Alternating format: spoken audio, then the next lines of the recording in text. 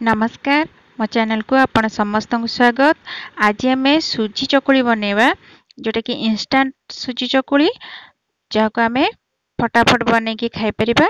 तेबे चलते देखना बा रेसिपी। प्रथमे मु गोटे बाउल नहीं तादर मु गोटे कप सुजी को दौची। यही सुजी को भल से बाछी नहीं तापरे एथरे मो पानी देकी आकु बतुरिबा को छाड़देवी। पाखापाखि 10 मिनिट मुझे बतुरा छाड़देवी। पुणी आउ गोटे बाउल नहीं से मु हाफ कप चूड़ा नहीं चूड़ा को मु धोई नेबी। अल्प टिके पानी देकी प्रथमे धोई नेबी तापरे आकु पानी देकी आकु मध्य बतुरे नेबी 10 मिनिट पर्यंत। 10 मिनिट भितर चूड़ा एवं सुजी भल भाव फुली जाइथिबो। देखंतु एटी पाखापाखि 10 मिनिट हो साराणी। चूड़ा एवं सुजी भल भाव पानी सोक कर नहीं। एथर मु गोटे ग्राइंडर जार नौची से मु बतुरे रखि सुजी को दे दउची। तापर एथरे मु बतुरे रखि चूड़ा को मध्य दे देबी।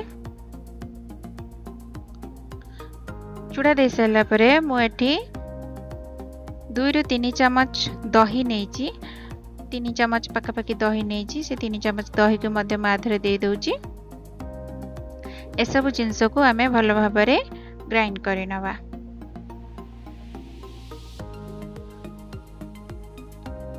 इटी भल भाव ग्राइंड कर सारा परे तार बैटरटा देखंतु एमती हो जाइए। एथर गोटे बाउल को ट्रांसफर करनवा। आपण जदि अधिक क्वांटिटी रो बनया को चाहतांती तेबे आर परिमाण बढ़ाई परिबे। एबे आमे आतिरे लूण स्वाद अनुसार एवं अल्प टिके खाइबा सोडा दे देबा। एतर आको भल भाव गोळे नबा। लूण एवं खाइबा सोडा भल भाव मिक्स हो गला परे आमे एतर आको चकुली बनेबा। मुझे तावा गरम कर नहीं से मु किछि रिफाइन तेल को ग्रीस करी नउची। एथर सुजीर बैटर को मुझे दउची। 1 ରୁ 1.5 चम्मच पाखापाखि सुजीर बैटर मुझे देदेली। मुझे 2 प्रकार चकुली बनई की देखेबी। एबे आकु आमे ढांकी बानी एमती खोलारे आकु आमे सिझिबा को दबा। तलपटे टिके भल से सेकी हो गला परे आकु आमे लेउटे देबा। आपण देखि पारुतिबे केते बढ़िया से बबल आसीची। माने पिठाटी बहुत ही हमरा नरम बनिबो।